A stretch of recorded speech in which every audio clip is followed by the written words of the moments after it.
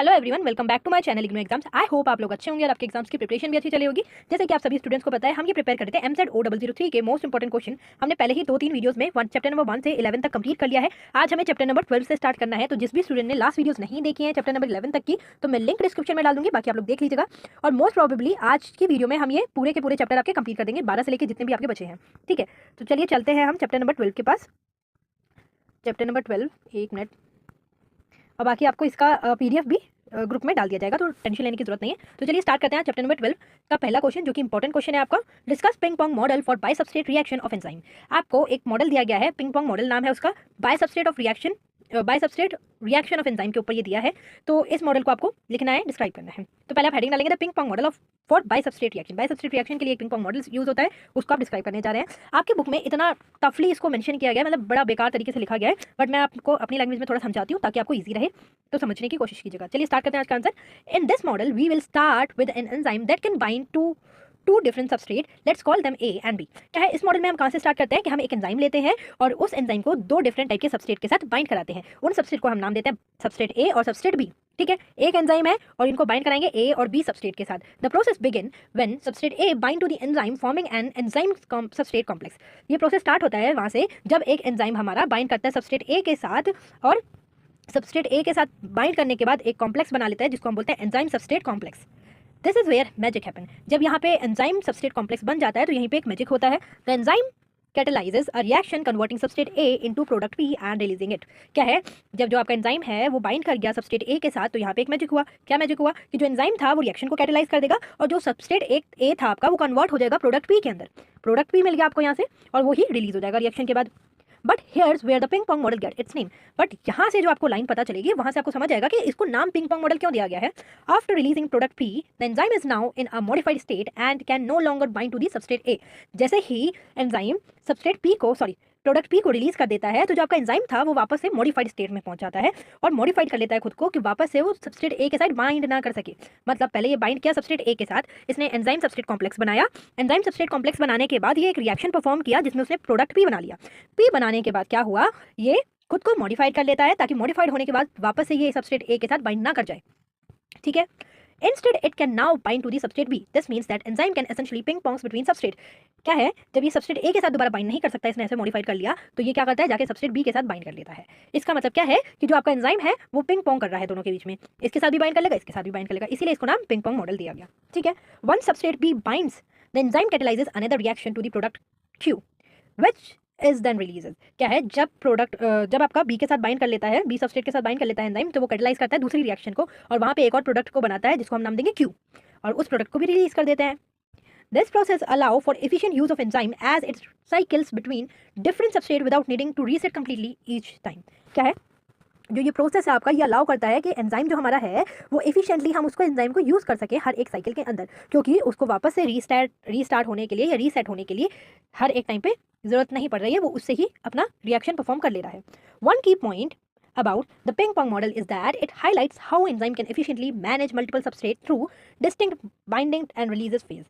क्या है, जो इस मॉडल का एक की पॉइंट ये है कि ये हाईलाइट करता है कि कैसे एक एंजाइम इतने एफिशिएंटली खुद को मैनेज करके डिफरेंट मल्टीपल सबस्ट्रेट के साथ बाइंड करता है और डिफरेंट टाइप के फेजेस में प्रोडक्ट को रिलीज करता है। This model is crucial in understanding various metabolic pathways where enzymes interact with multiple substrate simultaneously. क्या है, ये मॉडल क्रूशियल है हमें ये समझने के लिए कि कैसे मेटाबॉलिक पाथवेज के अंदर एंजाइम इंटरैक्ट होते हैं डिफरेंट टाइप के मल्टीपल सबस्ट्रेट के साथ, वो भी एक साथ। ठीक है, तो ये आपका पिंग पोंग मॉडल था। आप इसको बढ़ा चढ़ा के खूब लिखिए एग्जाम में, बट आपके जो बुक में दिया है वो बहुत डिफिकल्ट था। इससे आपको समझ आ गया होगा कि मेनली क्या है आपका पिंग पोंग मॉडल, तो इस तरीके से आप इसको लिख सकते हैं। तो चलिए चलते हैं नेक्स्ट क्वेश्चन की तरफ। नेक्स्ट क्वेश्चन है आपका क्वेश्चन में सेकंड, जो कि मोस्ट इंपॉर्टेंट क्वेश्चन है आपका। Derive Michaelis Menten equation, add a note on significance of Km and Vmax। क्या है, आपको एक इक्वेशन दी गई है, इस इक्वेशन को आपको डिराइव करना है, डेरिवेशन जैसे आप बचपन में करते थे डेरिवेशन, वो डेरिवेशन आपको परफॉर्म करनी है, लिखनी है पूरी की पूरी, और साथ ही साथ Km और Vmax दो आपके पॉइंट होंगे इसमें, मैक्सिमम वेलोसिटी और मैक्सिमम Km, तो उसके ऊपर आपको जो भी सिग्निफिकेंस पता चलता है वो लिखना है। तो ये क्वेश्चन इंपॉर्टेंट है, बट ये मैंने आपका बुक का ही पूरा लिया है। ठीक है, क्योंकि मैं इसको डिराइव करूंगी तो लिखा था मैंने पेपर में, बट वो अटैच नहीं कर पाई मैं, तो मैंने वापस इसको यही अटैच कर दिया। तो इसको मैं थोड़ा लास्ट में करूँगी, इससे पहले हम चलते हैं नेक्स्ट क्वेश्चन की तरफ। ठीक है, तो इसको लास्ट में डेरिवेशन बताऊंगी कैसे कैसे लिखनी है, बाकी मैंने इसमें पूरा एक्सप्लेन किया है। ठीक है, तो इसके नेक्स्ट का क्वेश्चन है क्वेश्चन नंबर थर्ड। ये हम करेंगे, सेकंड क्वेश्चन छोड़ नहीं रहे हैं, बट लास्ट में करेंगे। क्वेश्चन नंबर थर्ड है आपका, describe the symmetrical model of Monod Wyman and Changeux for ligand binding sorry. Describe the symmetrical model. जो सिमेट्रिकल मॉडल है आपका एमडब्ल्यू सी का एक लिगैंड बाइंडिंग के ऊपर वो आपको एक्सप्लेन करना है, ठीक है। तो ये भी इंपॉर्टेंट है, इसको भी आप मार्क करके चलिए। इन तीनों में से एक क्वेश्चन तो आपको जरूर एग्जाम में देखने को मिलेगा। The symmetrical model of ligand binding proposed by Monod, Wyman and Changeux. This model is crucial for understanding how ligands interact with receptors in a precious and organise manner. क्या है, एक सिमेट्रिकल मॉडल दिया गया था ligand के ऊपर, ligand की binding के ऊपर, जो कि प्रपोज किया था इन तीनों ने। नाम इनके बड़े अजीब है बट पढ़ लेना है। ये मॉडल एक क्रूशियल मॉडल है जो कि हमें ये समझने में हेल्प करता है कि किस तरीके से लिगेंड रिसेप्टर्स के साथ इंटरैक्ट करते हैं एक ऑर्गेनाइज मैनर के अंदर, ठीक है। कैसे कैसे होता है वो देख लेते हैं। First of let's break down the concept. सबसे पहले तो हम ये पूरा का पूरा कॉन्सेप्ट ब्रेक डाउन करते हैं। The symmetrical model suggest that ligand binding induced a conformational change in the receptor but it does not symmetrically. क्या है, सबसे पहले तो ये मॉडल ये बताता है कि जो सिमेट्रिकल मॉडल है ये सजेस्ट करता है कि जो लिगेंड है वो लिगेंड की बाइंडिंग हो रही है इंड्यूस के साथ, तो ये कन्फॉर्मेशनल चेंज देगा रिसेप्टर के अंदर, बट ये चेंज सिमेट्रिकली होगा, but it does so symmetrically, ठीक है। This means that upon binding, the receptor transition between two states, active and inactive, simultaneously across all subunits। क्या है, इसका मतलब ये है कि जैसे ही बाइंडिंग हो रही है तो जो रिसेप्टर है वो ट्रांजिशन करेगा दो स्टेट्स के बीच में। वो दो स्टेट होंगी आपकी, एक एक्टिव एक इनएक्टिव, और दोनों ही अक्रॉस ऑल सब यूनिट्स में होंगी। This is different from other models where only one part of the receptor might change. ये दूसरे मॉडल से इसलिए अलग है क्योंकि दूसरे मॉडल्स में सिर्फ एक ही रिसेप्टर चेंज होता है, बट इसमें दोनों हो रहे हैं। Now why is this important? तो ये इंपॉर्टेंट क्यों है model? Well, this symmetry ensure that the ligand can efficiently stabilize the active form of receptor, enhancing its ability to transmit signals within the cells। क्या है, ये इसलिए important है, ये सिमेट्री ये इंश्योर करती है कि जो लिगेंड है वो इफिशिएंटली स्टेबलाइज हो सकते हैं, और एक्टिव फॉर्म जो आपकी रिसेप्टर की है वो भी एनहेंस करती है इसकी एबिलिटी को कि इजीली ट्रांसमिट कर सके सिग्नल्स को सेल्स के आसपास। It emphasizes the cooperative nature of ligand binding, where the binding of one ligand can increase the likelihood of additional ligand binding to the other state of receptor। क्या है, इसका एक cooperative nature भी है ligand binding का, जहाँ पे ये एक लिगेंड बाइंड करेगा और इंक्रीज होगा इसके लाइकलीहुड के साथ, ठीक है, और वो लिगेंड दूसरी साइड ऑफ रिसेप्टर के जाके बाइंड करेगा। अनदर की point is that this model accounts for allosteric effect. दूसरा की पॉइंट इसका है कि ये एलोस्टेरिक इफेक्ट को भी फॉलो करता है। When a ligand bind to one site, it doesn't just affect that site, it influences the entire structure of the receptor. क्या है, जैसे ही एक लिगेंड एक साइड के साथ बाइंड करता है तो ये सिर्फ उसी साइड के अफेक्ट नहीं करता, बल्कि पूरे के पूरे उसके रिसेप्टर के स्ट्रक्चर को ही अफेक्ट करता है। This means that changes in one part can propagate throughout the molecule, leading to the more efficient signaling process। क्या है, इसका मतलब ये है कि जो एक पार्ट पे अगर चेंज आ रहा है तो वो एक पार्ट पे नहीं आएगा, पूरे के पूरे मॉलिक्यूल में चेंज आ जाएगा, और इसी की वजह से इसका मोर सिग्निफिकेंट सिग्नलिंग प्रोसेस कर पाएगा ये, ठीक है। तो ये इसका मॉडल था। चैप्टर नंबर 13 का पहला क्वेश्चन देखते हैं। 13 का, हाँ वो 14 हमने 12 देखा था, अभी 12 का जो क्वेश्चन हमने छोड़ा है, बट हम आगे उसको पढ़ेंगे। 13 का फर्स्ट क्वेश्चन है, explain the concept of enzyme inhibition and its significance in biological system. आपको बताना है कि एंजाइम इनिबिशन का कॉन्सेप्ट है उसको एक्सप्लेन करना है, फिर इसका क्या सिग्निफिकेंस है बायोलॉजिकल सिस्टम के अंदर वो बताना है। तो क्वेश्चन समझ गए, आंसर देखते हैं। Enzyme inhibition is a crucial concept in biochemistry that impact how biological system functions. जो एंजाइम इनिबिशन है, क्रूशियल कॉन्सेप्ट है बायोकेमिस्ट्री के अंदर, जो कि ये बताता है कि कैसे बायोलॉजिकल सिस्टम काम करता है, फंक्शन करता है। So what exactly it is? तो एग्जैक्टली जो ये एंजाइम इनिबिशन है वो है क्या? The enzyme inhibition are molecules that bind to the enzyme and decreases the activity. Enzyme inhibition से ही नाम समझाइए, इनिबिट मीन्स जो चीज़ रोक सके या कम कर सके। तो एंजाइम इनिबिटर्स क्या है, कुछ टाइप के मॉलिक्यूल्स हैं जो कि बाइंड करते हैं एंजाइम के साथ और एंजाइम की एक्टिविटी को कम कर देते हैं या रोक देते हैं। This can happen in several ways, primarily through the competitive and non-competitive inhibitors। ये डिफरेंट टाइप के वेज में हो सकता है इनिबिशंस, बट प्राइमरली दो टाइप से होता है, कॉम्पिटेटिव और दूसरा नॉन कॉम्पिटेटिव इनिबिशन के अंदर। इन कॉम्पिटेटिव इनिबिशन, पहले हम देखते हैं कॉम्पिटेटिव इनिबिशन में कैसे होता है। In competitive inhibition an inhibitor competes with the substrate for the active site of the enzyme. क्या है, नाम से ही आपको पता चला कॉम्पिटेटिव, मतलब यहाँ पे कॉम्पिटिशन होगा ही होगा। तो इस कॉम्पिटेटिव इनिबिटर के अंदर क्या होता है, जो एक इनिबिटर होता है वो कम्पीट करता है सबस्ट्रेट के साथ एक्टिव साइट पे एंजाइम के लिए, एक्टिव साइट पे पहुंचने के लिए, ताकि इसको बाइंड करके एंजाइम की एक्टिविटी को कम कर सके। Imagine two car racing for the same parking spot, only one can park here there। क्या है, आप इसको इस तरीके से मान सकते हैं, जैसे कंपटीशन है तो दो रेसिंग कार है आपकी, और उसको एक जगह पे पार्क होना है, वहाँ पे एक ही जगह है और दोनों की दोनों फास्ट जा रही है कि मेरे को वहाँ पहले जाके पार्क करनी है अपनी गाड़ी। तो वैसे यह कंपटीशन होता है इनके बीच, और वो एक्टिव साइट पे जाके कौन सा इनिबिटर बाइंड कर जाए। When the inhibitor is bound, the substrate can't do its job, slowing down or halter the reaction। जैसे ही इनिबिटर बाइंड कर जाता है तो जो सबस्ट्रेट है वो अपनी काम नहीं कर पाता, और उसी की वजह से जो रिएक्शन है वो कैटलाइज नहीं होती और उसको स्लो डाउन भी हो जाती है या फिर डायरेक्टली बंद हो जाती है रिएक्शन, ठीक है। On the other hand, non competitive inhibitors occur when an inhibitor bind to a different site of enzyme. क्या है, नॉन कॉम्पिटेटिव इनिबिटर का मतलब वही है कि यहाँ पे कॉम्पिटिशन नहीं है। इसमें क्या होता है, जब इनिबिटर है वो दूसरी साइड पे जाके बाइंड कर लेता है। This change the enzyme shape making it less active and even if the substrate is present. अगर सबस्ट्रेट भी प्रेजेंट है तब भी ये दूसरी साइड पे जाके बाइंड कर लेगा और ये क्या करेगा, जो एंजाइम की शेप है डायरेक्टली उसको ही चेंज कर देता है, ताकि जो एंजाइम है वो अपनी एक्टिविटी प्रॉपर वे में न कर पाए, लेस एक्टिव हो जाए वो। It's like trying to drive a car with a flat tyre, you can still steer but you won't get very far. क्या है, आप इसको इस तरीके से समझ सकते हैं कि आप एक गाड़ी चलाना तो चाह रहे हैं बट जो उसके टायर हैं वो फ्लैट है, उसमें जो स्क्रैचेस होते हैं मतलब वो होता है ना फ्रिक्शन के लिए, बट बिल्कुल फ्लैट है, घिस चुके हैं टायर, तो आप उसको चला तो सकते हैं बट ज़्यादा लंबी नहीं चल पाएगी। तो वैसे ही है कि भाई शेप चेंज हो जाती है, इसकी वजह से एंजाइम अपना काम नहीं कर पाता और वो रिएक्शन ज़्यादा टाइम नहीं चल पाती। Now why is this significant, तो ये इसका सिग्निफिकेंट क्या है, enzyme inhibitions plays a vital role in regulating metabolic pathway within living organism. क्या है इसका सिग्निफिकेंट, क्या है कि जो नए एंजाइम इनिबिशन है वो एक इंपॉर्टेंट रोल प्ले करता है अपना रेगुलेशन में मेटाबॉलिक पाथवे के अंदर, क्योंकि हर एक लिविंग ऑर्गेनिज्म में एंजाइम्स पाए जाते हैं, तो वहाँ पे मेटाबॉलिक पाथवेज होते हैं, वहाँ पे मेटाबॉलिक रिएक्शंस होती हैं, तो उसमें ये अपना इंपॉर्टेंट रोल प्ले करते हैं। It ensure that reaction occur at the right time and right place, क्योंकि ये इंश्योर करते हैं कि जो भी रिएक्शन होनी है सही जगह पे और सही टाइम पे होनी चाहिए। For instance many drugs are designed and enzyme inhibitors to treat disease. क्या है, अगर हम एग्जाम्पल देखें तो कुछ ड्रग्स या बहुत सारे ड्रग्स ऐसे हैं जिनको डिजाइन किया जाता है एंजाइम इनिबिटर्स की तरह किसी भी डिसीज को ट्रीट करने के लिए, like aspirin for example inhibits an enzyme involve in inflammation and pain signalling. अगर हम एक एग्जाम्पल देखें, एस्पिरिन आपकी एक टैबलेट होती है, वो क्या है एंजाइम इनिबिटर की तरह काम करती है और वो इन्वॉल्व रहती है कि इन्फ्लेमेशन को और जो पेन सिग्नलिंग है उसको कम कर सके, ठीक है, इनिबिट कर सके। Moreover enzyme inhibitors are essential in research and biotechnology.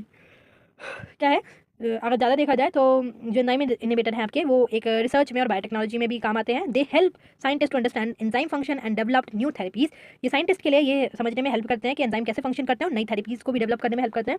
Bye studying how these inhibitors work we can design better drugs with fewer side effect. क्या है, अगर हम समझ जाएं, मतलब साइंटिस्ट समझ जाए कि भाई इनिबिटर काम कैसे कर सकते हैं, कैसे करते हैं, तो वो अच्छे से अच्छे ड्रग्स कम से कम साइड इफेक्ट में बना सकते हैं। तो ये थी एंजाइम इनिबिटर्स के बारे में।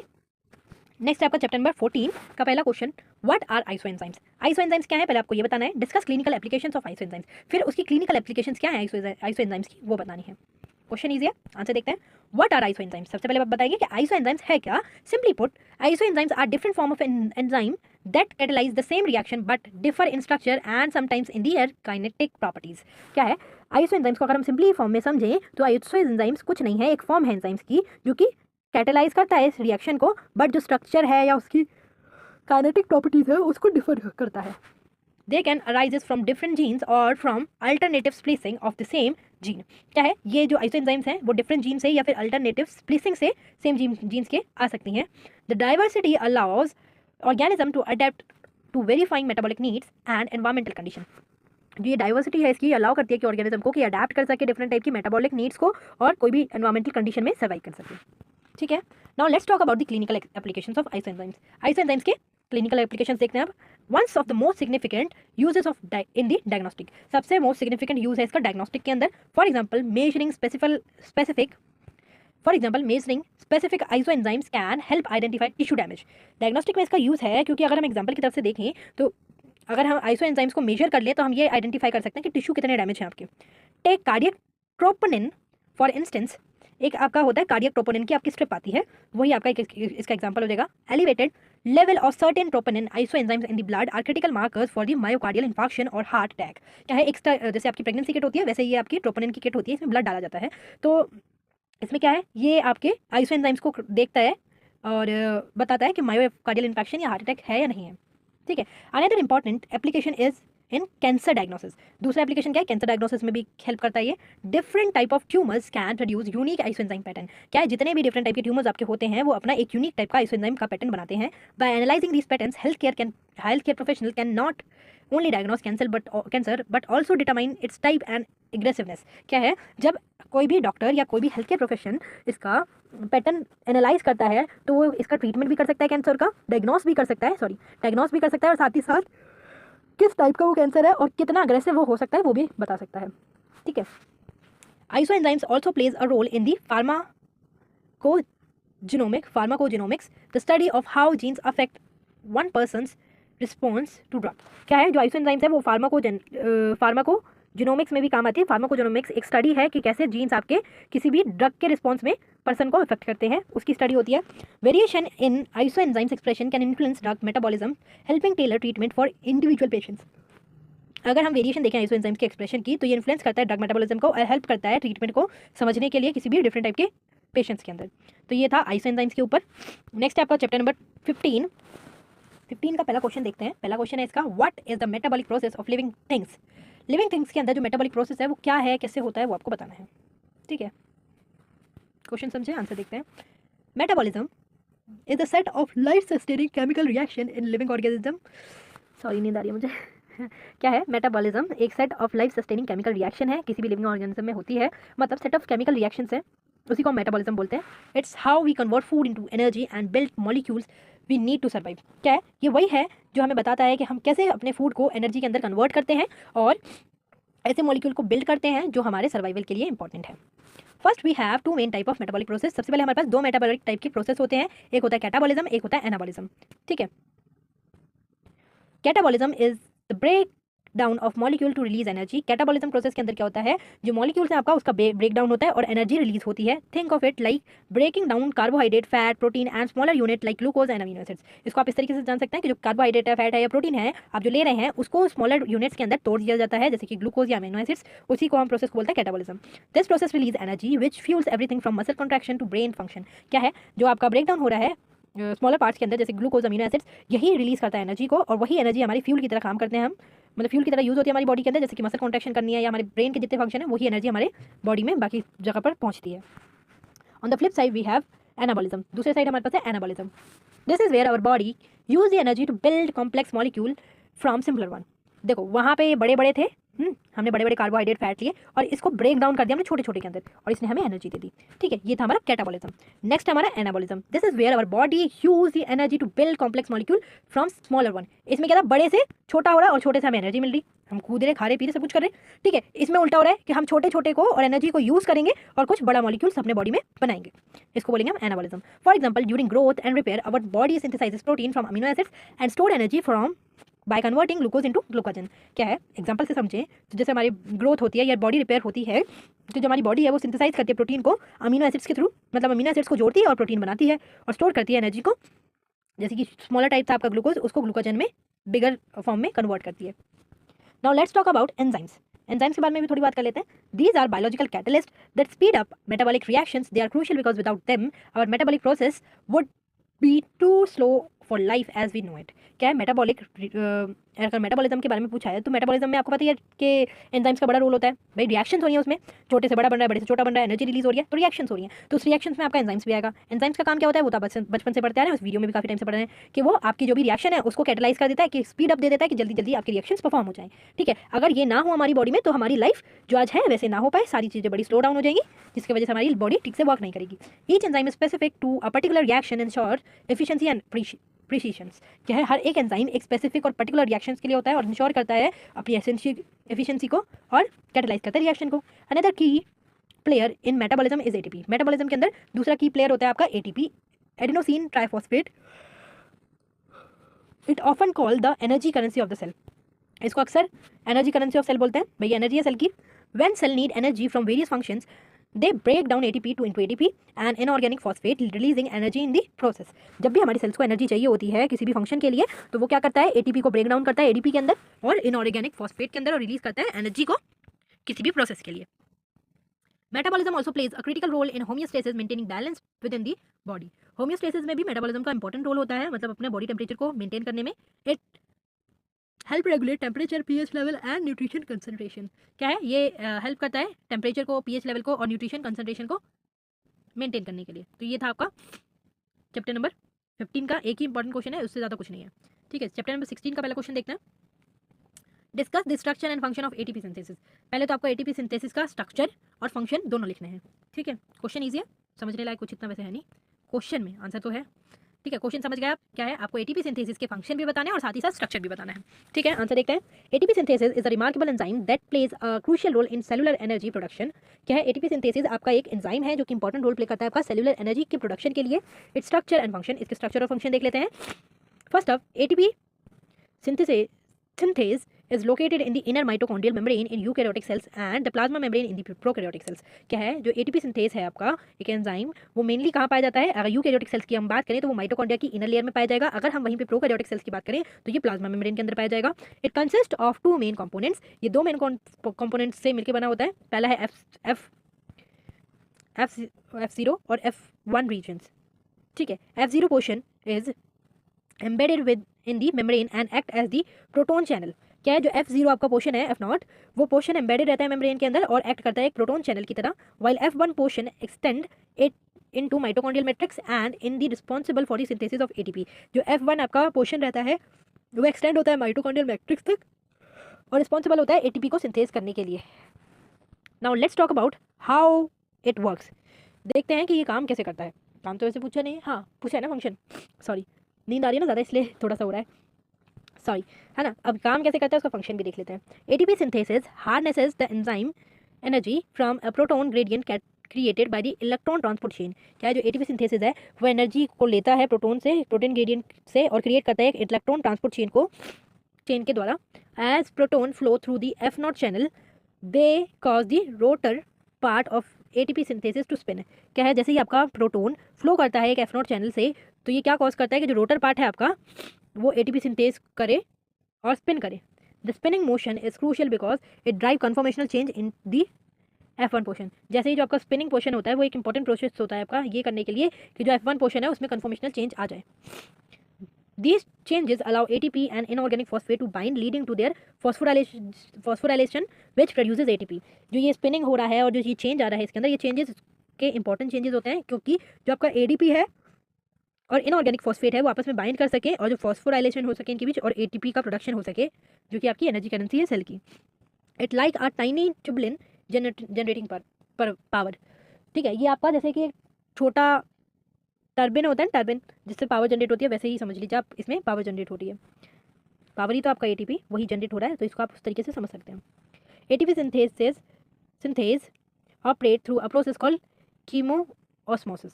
क्या है ओटीपी सिंथेस जो आपका एंजाइम है वो ऑपरेट होता है एक प्रोसेस के द्वारा जिसको बोलते हैं chemiosmosis. The enzyme stored in the proton gradient is converted into chemical energy in the form of ATP। जो भी आपकी एनर्जी थी वो स्टोर थी प्रोटोन ग्रेडियंट के अंदर, वो कन्वर्ट हो जाती है केमिकल एनर्जी के अंदर एक ATP के फॉर्म में। This process is highly efficient and vital cellular function for muscle contraction and nerve impulse transmission. क्या है जो ये प्रोसेस है ये हाईली एफिशिएंट होता है और इंपॉर्टेंट होता है सेलुलर फंक्शन के लिए, जैसे कि मसल कॉन्ट्रैक्शन कर रहे हैं, नर्व इम्पल्स ट्रांसमिशन के लिए भी इंपॉर्टेंट होता है, ठीक है। तो ये है आपका इंपॉर्टेंट क्वेश्चन। ये आपका नेक्स्ट है नर्स्ट इक्वेशन। नर्स्ट इक्वेशन और इसके सिग्निफिकेंस, आपको नर्स्ट इक्वेशन और इसके सिग्निफिकेंस को बताना है। तो इक्वेशन वाली चीज़ हम इंपॉर्टेंट लेके चलेंगे बट इसको बाद में डिस्कस करेंगे। पहला हमारे मिचेल मास रिएक्शन भी रह रही है, इक्वेशन रह रही है, वो देखेंगे और ये देखेंगे कुछ टाइम बाद, या नहीं हो पाएगा तो नेक्स्ट वीडियो में देखेंगे। चैप्टर नंबर 18 है आपका how does homeostasis get maintain chemically. आपको बताना है कि केमिकली होम्योस्टेसिस कैसे मेंटेन होती है वो बताना है। Homeostasis is the body ability to maintain stable internal environment despite external changes. क्या है होम्योस्टेसिस? क्या है एक अपना बॉडी की एबिलिटी है कि वो अपना इंटरनल एनवायरनमेंट को बैलेंस करके रख सके, स्टेबल करके रख सके, और बाहर का क्या चेंज है एक्सटर्नल उससे कोई लेना देना नहीं, बट अपना मेंटेन करना है, उसको हम होम्योस्टेसिस बोलेंगे। But how does it maintain chemically, but chemically कैसे मेंटेन हो रही है वो ज़्यादा मायने रखता है। First we have feedback mechanism. सबसे पहले हमारे पास होता है feedback mechanism. These are crucial for homeostasis. ये जो फीडबैक मैकेनिज्म है आपका ये एक इंपॉर्टेंट रोल प्ले करता है आपका होम्योस्टेसिस के अंदर। The body uses negative feedback loop to counteract changes. जो आपका बॉडी है वो यूज़ करती है नेगेटिव फीडबैक लूप्स को कॉन्ट्रैक्ट चेंजेस के लिए। For instance when blood sugar rises after a meal the pancreas release insulin. This hormone help cell absorb glucose lowering blood sugar back to the normal level. क्या है जो आपका negative loop feedback ले रहा है ये काउंटर चेंज के लिए, वो क्या है आप एग्जांपल के थ्रू से समझ सकते हैं। जैसे ही आप खाना खाते हैं, आपने शुगर इंटेक करी, तो आपका जो मील में आपने शुगर लिया, खाया, आपकी बॉडी में शुगर बढ़ गया, तो आपकी बॉडी क्या करेगी, जो पेनक्रियाज है वो इंसुलिन को रिलीज़ कर देगा। इंसुलिन रिलीज़ करने का मतलब ये है कि जो आपके बॉडी में एक्सेसिव शुगर है उसको लोअर डाउन कर दिया जाए और नॉर्मल लेवल पर ले आए। तो वैसे ये फीडबैक मैकेनिज्म काम करता है। नेक्स्ट है आपका हॉर्मोन्स। हॉर्मोन्स क्या करते हैं? The chemically messengers play a vital role in regulating various bodily function. जो आपके हॉर्मोन्स हैं ये केमिकली मैसेंजर्स हैं और जो कि इंपॉर्टेंट रोल प्ले करते हैं आपके डिफरेंट टाइप के फंक्शंस को परफॉर्म करने के लिए। For example hypothalamus detects temperature change and signal pituitary gland release hormones and adjust metabolic rates and trigger sweating to cool the body down. Sorry, क्या है, जबकि हार्मोन्स हैं वो केमिकली मैसेंजर्स की तरह रोल प्ले करते हैं अपना, कि जो भी बॉडी के फंक्शंस हैं उसको रेगुलेट कर सकें। जैसे कि हम एग्जांपल के तौर पे देखें तो जो आपकी हाइपोथैलेमस है वो डिटेक्ट करती है टेम्परेचर चेंज को और सिग्नल्स देती है पिट्यूटरी ग्लैंड को कि वो रिलीज करे हार्मोन्स को, कि मेटाबॉलिक रेट ट्रिगर हो और जो भी आपके बॉडी में टेम्परेचर चेंजेस हो रहे हैं उसको मेंटेन कर सकें। जैसे कि स्वेटिंग हो रही है तो बॉडी कूल डाउन हो सके, अगर बॉडी कूल है तो शिवरिंग होके उसको वापस से हीट दे सके। तो हार्मोन काम ऐसे करते हैं। Another key player is enzyme. दूसरा की प्लेयर होता है आपका enzyme. These protein facilitate biochemical reaction necessary for maintaining homeostasis। क्या है, जो आपके एंजाइम्स हैं वो आपको पता ही है बायोकेमिकल रिएक्शन के अंदर इंपॉर्टेंट रोल प्ले करते हैं और होम्योस्टेसिस को मेंटेन करने में भी इंपॉर्टेंट रोल प्ले करते हैं। They help regulate process like digestion, energy production, ensuring that our body function efficiently undergo varying condition. क्या है, ये हेल्प करते हैं कि ये रेगुलेट कर सकें डाइजेशन को भी और एनर्जी की प्रोडक्शन को भी, और इंश्योर करते हैं एंजाइम्स कि जो भी हमारी बॉडी के अंदर फंक्शन है वो एफिशिएंटली हो सके डिफरेंट टाइप की कंडीशन के अंदर भी। नेक्स्ट है हमारे पास electrolytes, mineral like sodium, potassium that carry electric charges, उसको हम इलेक्ट्रोसाइट्स बोलते हैं। They are essential for nerve function and muscle contraction. ये जो पोटेशियम सोडियम है ये नर्व इम्पल्स, नर्व फंक्शन और मसल कॉन्ट्रैक्शन में भी इंपॉर्टेंट रोल प्ले करते हैं आपका। The balance these electrolytes is tightly regulated through chemical signals ensuring that our body can communicate efficiently and respond appropriately to stimuli. क्या है, जो आपके इलेक्ट्रोसाइट्स हैं वो बैलेंस करके रखते हैं हमारे अंदर जो इतने भी फ्लूइड्स हैं उनको, और केमिकल सिग्नल्स के थ्रू, और इंश्योर करते हैं कि आप आपस में ये सेल्स कम्युनिकेट कर सकें एफिशिएंटली और अप्रोप्रिएट रिस्पॉन्ड दे सकें किसी भी स्टिमुलाई के खिलाफ। Lastly let's not forget about the role of cell signaling pathway. हमें सेल सिग्नलिंग पाथवे को नहीं भूलना चाहिए, वो भी अपना रोल प्ले करता है होम्योस्टेसिस के अंदर। Cell communicate through chemical signals that help coordinate responses across different system in the body. क्या है, जो सेल हैं वो आपस में कम्युनिकेट करते हैं केमिकल सिग्नल्स के थ्रू और कोऑर्डिनेट करते हैं रिस्पॉन्स के लिए डिफरेंट टाइप के सिस्टम जो भी बॉडी में है उसके लिए, उसके थ्रू। This ensure that all system work together harmoniously to maintain balance. ये इंश्योर करते हैं कि जो भी इसके सिस्टम है सारे के सारे आपस में मिलकर काम करें और मेंटेन करके रखें, बैलेंस बना के रखें होम्योस्टेसिस के अंदर। तो ये आपका एक ठीक ठाक क्वेश्चन है। नेक्स्ट है आपका चैप्टर नंबर 19। चैप्टर नंबर 19 का पहला क्वेश्चन है, discuss the significance of brain in glucose metabolism. Brain का क्या सिग्निफिकेंस है ग्लूकोज के मेटाबॉलिज्म के लिए, तो आपको वो बताना है। ये एक इंपॉर्टेंट क्वेश्चन है, ठीक है। आंसर देखते हैं इसका। The brain is one of the most energy demanding organ in our body. आपको पता ही है ब्रेन सबसे मोस्ट इंपॉर्टेंट ऑर्गन है हमारी बॉडी के अंदर और एनर्जी डिमांडिंग ऑर्गन भी है हमारी बॉडी के अंदर, जिसको सबसे ज़्यादा एनर्जी की डिमांड रहती है। It accounts for about 20% of our total energy expenditure despite only making up about 2% of our body weight. अगर देखा जाए तो 20% ऑफ एनर्जी हमारी सारी की ब्रेन में जाती है और सिर्फ 2% ही वेट होता है हमारी पूरी बॉडी के अकॉर्डिंग ब्रेन का। The primary fuel for this energy is glucose. जो प्राइमरी फ्यूल होता है इस एनर्जी के लिए वो होता है आपका glucose. Glucose metabolism in the brain is crucial for several reason.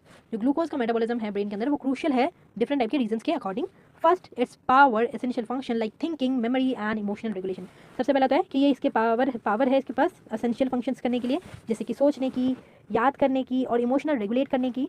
When we consume carbohydrate the break down into glucose which is then transported through the blood stream to the brain. क्या है, जैसे ही हम carbohydrate को consume करते हैं, खाते हैं, तो वो ब्रेक डाउन होता है ग्लूकोज के अंदर और वही ग्लूकोज ट्रांसपोर्ट होता है हमारी ब्लड स्ट्रीम के अंदर, ब्लड स्ट्रीम से डायरेक्ट पहुंचता है ब्रेन में। Here glucose undergo a process called glycolysis where it converted into ATP, our energy currency। यहीं पे हमारा जो ग्लूकोज है वो ग्लाइकोलाइसिस के अंदर जाता है। ग्लाइकोलाइसिस एक प्रोसेस है जिसमें ग्लूकोज ब्रेक डाउन होता है हमारी एनर्जी के अंदर, जो कि हमारे बॉडी में पहले ही पता है आपको एनर्जी एक फॉर्म है ATP के अंदर। ATP की मतलब एनर्जी जो है वो ATP के फॉर्म में पाई जाती है हमारी बॉडी में। But the brain doesn't just passively wait for glucose. अगर देखें तो जो हमारा ब्रेन है वो पैसिवली वेट नहीं करता रहता कि ग्लूकोज आएगा। It actively regulate it uptake. ये एक्टिवली रेगुलेट करता है उसके अपटेक को। Specialize transporters on the blood brain barrier ensure that the glucose crosses into the brain efficiently. कुछ इसके स्पेशलाइज ट्रांसपोर्टर्स होते हैं ब्लड ब्रेन बैरियर के पास और ये इंश्योर करते हैं कि जो आपके ग्लूकोज है वो क्रॉस करे ब्रेन को efficiently. This is a vital because even slight functions in glucose level can impact cognitive function. ये जो ग्लूकोज का लेवल है वो एक इंपॉर्टेंट रोल प्ले करता है आपके फंक्शंस के लिए। अगर ये थोड़ा सा भी इसका लेवल घटा बढ़ा तो ये कॉग्निटिव फंक्शन में इम्पैक्ट डाल सकता है। Low glucose can lead to the confusion and fatigue, while excessive level can contribute to the chronic condition like diabetes. क्या है, अगर लो ग्लूकोज है हमारी बॉडी में तो हमें कन्फ्यूजन सा होने लगेगा और थकावट सी रहेगी, और वहीं पे अगर ज़्यादा लेवल हो गया ग्लूकोज का तो हमें क्रॉनिक कंडीशन हो सकती है जिसकी डायबिटीज़ हो सकता है. Moreover, the brain preference for glucose over other fuel highlights it's unique metabolic demand. क्या है, अगर हम देखें तो जो ब्रेन का प्रेफरेंस है ग्लूकोज के लिए बाकी फ्यूल्स के कंपैरिजन में, तो ये यूनिक होता है हमारे मेटाबॉलिक डिमांड के लिए. While other organ can utilise fatty acids और ketones during fasting state, the brain primary relies on glucose to maintain optimal performance. क्या है, अगर दूसरे ऑर्गन को देखा जाए तो वो फैटी एसिड्स या कीटोन को भी फास्टिंग के टाइम पे भी यूटिलाइज कर लेते हैं, जबकि जो हमारा ब्रेन है वही रिलीज़ करता है ग्लूकोज को और उसके परफॉर्मेंस को मेंटेन करके रखता है. In addition to supporting cognitive function, glucose metabolism is also linked to the neuroplasticity, the brain ability to adapt and change.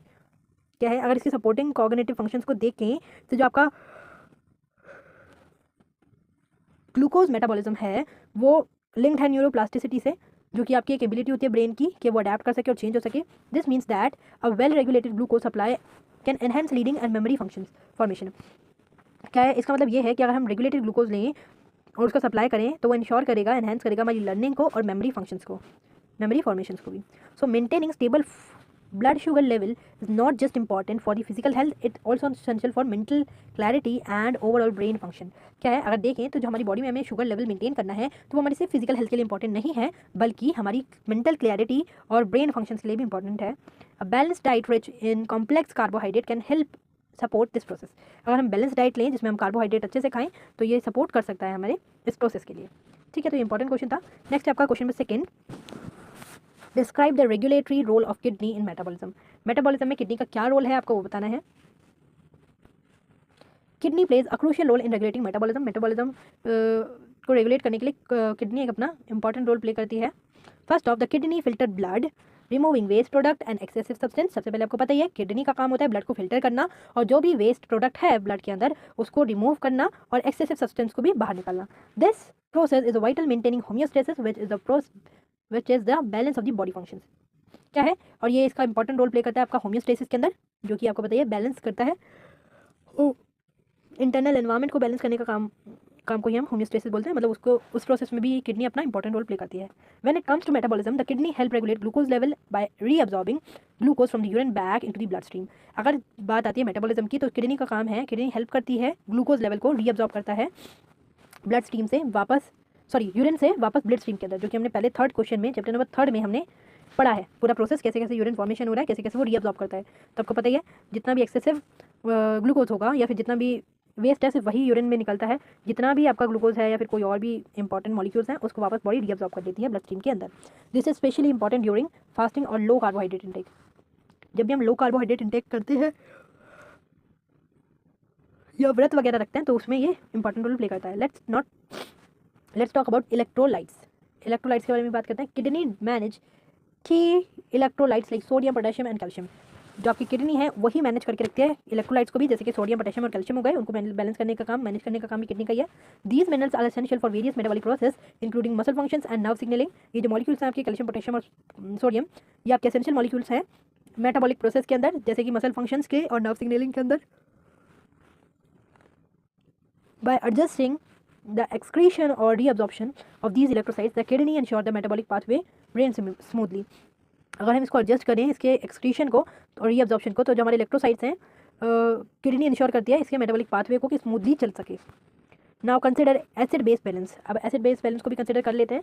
The kidney help maintain pH level in the body by excreting hydrogen ion and reabsorbing bicarbonate. क्या है, kidney का काम ये भी है कि वो pH level को मेंटेन कर सके, और कैसे करती है कि वो हाइड्रोजन आयन को क्रिएट करती है, एक्सक्रीट करती है और रीअब्सॉर्ब कर लेती है बाइकार्बोनेट आयन को, तो उससे पीएच लेवल मेंटेन हो जाता है. This regulation is critical for metabolic reaction to occur efficiently and prevent acidosis and alkalosis which can disrupt metabolism. क्या है, इसको रेगुलेशन करना इंपॉर्टेंट रोल प्ले करती है ये अपना इसमें, क्योंकि ये एफिशिएंटली प्रिवेंट करती है आपके एसिडोसिस को कि एसिड की मात्रा या फिर एल्कलाइन की मात्रा ज़्यादा ना बढ़ जाए और आपका मेटाबॉलिज्म डिस्टर्ब ना हो जाए इसकी वजह से. तो इसको मेंटेन कर लेती है पीएच लेवल को मेंटेन करके.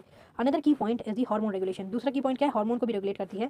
Kidney produces erythropoietin which stimulate red blood cell production क्या है, किडनी प्रोड्यूस करती है एरिथ्रोपोइटिन को, जो कि आपका स्टिमुलेट करता है रेड ब्लड सेल के प्रोडक्शन को। More red blood cells means better oxygen delivery to tissue and hence overall metabolism. ज़्यादा रेड ब्लड सेल होने का मतलब यही है कि ऑक्सीजन डिलीवरी बढ़िया होगी आपकी टिश्यू तक और पूरा मेटाबॉलिज्म भी अच्छे से चलता रहेगा। They also convert vitamin D into the it's active form promoting calcium absorption essential for bone health and metabolic function. ये क्या करता है, ये कन्वर्ट करता है विटामिन डी को और एक्टिव फॉर्म के अंदर, ताकि ये प्रमोट कर सके कैल्शियम के अब्जॉर्प्शन को भी, जो कि हमारी बोन हेल्थ और मेटाबॉलिक फंक्शन के लिए इंपॉर्टेंट है। The kidney influence blood pressure through the rennin angiotensin aldosterone system. क्या है, किडनी इन्फ्लुएंस करती है हमारे ब्लड प्रेशर को भी रेनिन एंजियोटेंसिन एल्डोस्टेरॉन सिस्टम के थ्रू। Proper blood pressure ensured adequate blood flow to the organ including those involved in the metabolism. Proper जो आपका ब्लड प्रेशर होता है उसको भी एडुकेट तरीके से मेंटेन करके रखती है मेटाबॉलिज्म के अंदर। तो ये आपका इंपॉर्टेंट क्वेश्चन था किडनी के बारे में। ठीक है, तो ये आपका चैप्टर खत्म हुआ। आपका ये MZO003 के भी इंपॉर्टेंट क्वेश्चन कंप्लीट हुए, जिसमें हमने 2 क्वेश्चन छोड़े हैं जो कि दोनों के दोनों आपके इक्वेशन के ऊपर थे। तो मैं आपको नेक्स्ट वीडियो में समझा दूंगी वो, बाकी आप लोग कमेंट कर देना वो समझने हैं, या फिर आप उसको खुद पढ़ के देखना, अगर समझ जाए तो वेल एंड गुड, वरना आप कमेंट कर देना। नेक्स्ट वीडियो में 5-7 मिनट 10 मिनट का मैक्सिमम बनेगा, उसमें वो समझा दूंगी आपके 2 क्वेश्चन। ठीक है, तो अगर आपको वीडियो पसंद आई हो, हेल्प मिली हो, तो एक लाइक सब्सक्राइब जरूर कीजिए। और सॉरी मेरे को इतना नींद आ रहा था, क्योंकि आपको बताइए 3 दिन से मैंने कोई वीडियो डाली नहीं है, क्योंकि मेरी कज़न सिस्टर की शादी थी तो वहाँ जाना पड़ गया और फिर वहाँ तबीयत खराब हो गई, और अभी भी मैं रात में बैठ के वीडियो बना रही हूँ, तो इस वजह से नींद आ रही है।